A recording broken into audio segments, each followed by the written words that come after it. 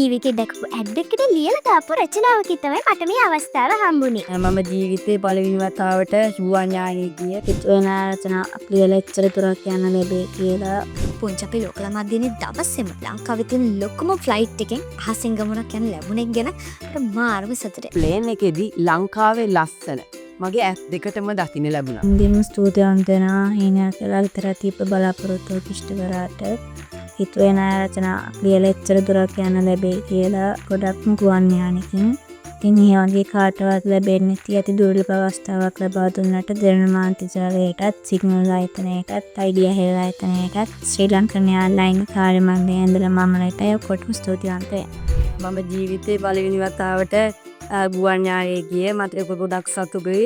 මම ලංකාවේ දැකලා නැති ස්ථාන ආසින් දැක බලාගත්තා. අපිට කෑම බීම හැමදේම සඳහා කරා. අම්මලාටත් ඒ වගේම හැමදේම දුන්නා.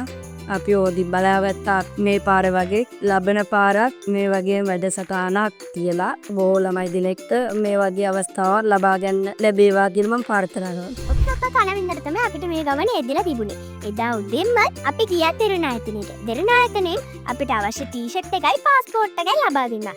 ඊට පස්සේ වෙක්කරගෙන ගියා කටුනායක එයාපෝට් එකට.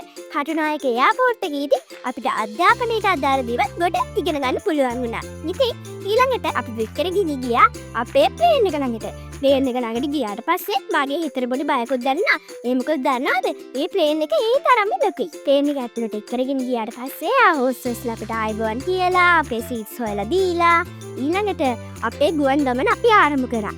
ඊට පස්සේ අපි මුලින්ම දැක්කා කොළඹ නගරය. ඊට පස්සේ අපි කෙරින්ම රත්නපුර නගරයට ගිහිල්ලා ශ්‍රීපාදස්ථානය, නුවරඑළිය, පිදුරුතරාගල කන්ද, යාපනය, ඩෙල්ස් දූපත්, මුලතිව්, පුත්තලම අන්න ඒ වගේ තැන් ගොඩක් එක ගත්තා.